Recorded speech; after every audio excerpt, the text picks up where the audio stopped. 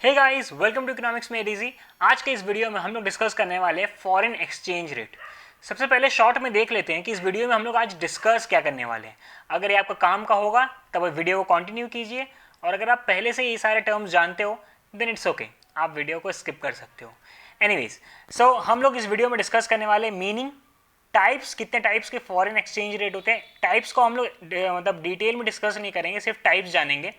फिर currency depreciation और currency appreciation. यहाँ पे डेप्रिसिएशन का स्पेलिंग गलत है and I am sorry for that. Okay, सबसे पहले मीनिंग देखते हैं। फॉरेन एक्सचेंज रेट का मीनिंग क्या होता है? जब भी एक करेंसी जो है वो किसी दूसरे करेंसी के टर्म में, अगर उसको हम लोग देखते हैं कि उसका कितना वैल्यू है, जब एक करेंसी को हम लोग दूसरे करेंसी के टर्म में उसका वैल्यू देखते हैं, तो उस ट्रांसफर या फिर उस एक्सचेंज रेट को हम लोग फॉरेन एक्सचेंज रेट बोलते हैं। क्यों? क्योंकि हम डोमेस्टिक करेंसी का एक्सचेंज जो है वो किसी फॉरेन करेंसी के साथ उसको वैल्यू कर रहे हैं, इसीलिए उसको फॉरेन एक्सचेंज रेट बोलते हैं। यानी कि number of units of one currency required to exchange with one unit of another. ठीक है ना?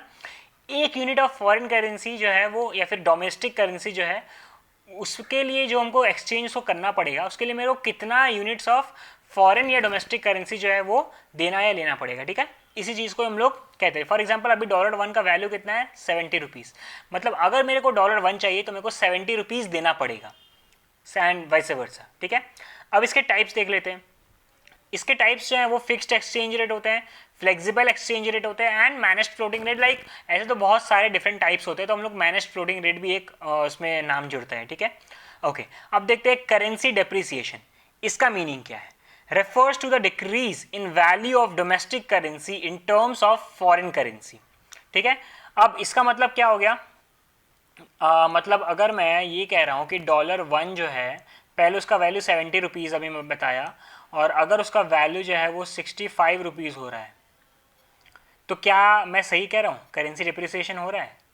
एक्चुअली में मैं यहाँ पे गलत कह रहा हूँ, क्योंकि जब $1 जो है उसका वैल्यू जब मेरा 70 रुपीज़ से 75 होता है ना, तब हम लोग कहेंगे कि जो डोमेस्टिक करेंसी का वैल्यू है वो मेरा डिक्रीज हो रहा है। ठीक है, डोमेस्टिक करेंसी का वैल्यू जो है वो डिक्रीज हो रहा है, refers to the decrease in value of domestic currency in terms of foreign currency. ठीक है, मतलब अगर पहले अगर सपोज करो कि $1 मेरे को कोई देता है, तो मैं उसको बदले में 70 रुपीज़ देता था, बट अभी मेरे 70 रुपीज़ का वो वैल्यू नहीं रहा है, इसीलिए अब मेरे को $1 के बदले में उसको 75 रुपीज़ देना पड़ रहा है। अब इसका इफेक्ट क्या होता है? ये एक्सपोर्ट को बहुत राइज करता है। ठीक है, वो कैसे? लेट जस्ट सपोज कि ये मेरा पेन है, 3 रुपीज़ का प्राइस है, या 10 रुपीज़ का प्राइस सपोज कर लो, 10 रुपीज़ का प्राइस है। अब इसका प्राइस 10 रुपीज़ है, ठीक है, और 70 रुपये मैंने कह दिया है कि 70 रुपये में $1 का होता है। तो अब अगर किसी फॉरेनर को मेरे से ये पेन खरीदना होगा, तो प्रीवियसली 70 रुपये, $1 में 70 रुपीज़ है, मतलब हम उसको 7 यूनिट्स ऑफ पेन देंगे। ठीक है, बट अभी अगर हम लोग सपोज करते हैं 75 नहीं 80, for convenience, for our convenience हम लोग सपोज कर लेते हैं कि $1 का वैल्यू जो है वो भी 80 हो गया है। तो अब वो $1 ही अभी भी दे रहा है, बट अब उसको 7 यूनिट्स की जगह 8 यूनिट्स ऑफ पेन मिल रहा है, राइट? तो इसीलिए ये एक्सपोर्ट्स जो है वो इंक्रीज करता है। लाइक फॉरेनर्स जो है अब यहाँ से ज़्यादा सामान जो है वो हमसे ले सकते हैं। ठीक है, और इसीलिए डेप्रिसिएशन के कारण फॉरेनर्स को यहाँ से बहुत फ़ायदा होता है, एंड डेफिनेटली हमें भी बहुत फ़ायदा होता है, बिकॉज अल्टीमेटली हमारा एक्सपोर्ट जो है वो इंक्रीज हो रहा है।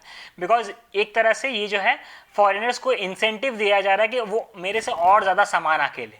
ठीक है, इसीलिए करेंसी अप्रिसिएशन का मतलब क्या होता है? Refers to increase in the value of domestic currency in terms of foreign currency. ठीक है, मतलब अब जो है, लाइक अब अगर मेरे को $1 जो है वो 70 रुपीज़ के बजाय सपोज करो 60 रुपीज़, मतलब अब फॉरेनर जो है अगर कोई मेरे से पेन ले रहा है तो अब उसको 7 यूनिट्स ऑफ पेन नहीं मिलेगा, अब 6 यूनिट्स ऑफ पेन मिलेगा। क्यों?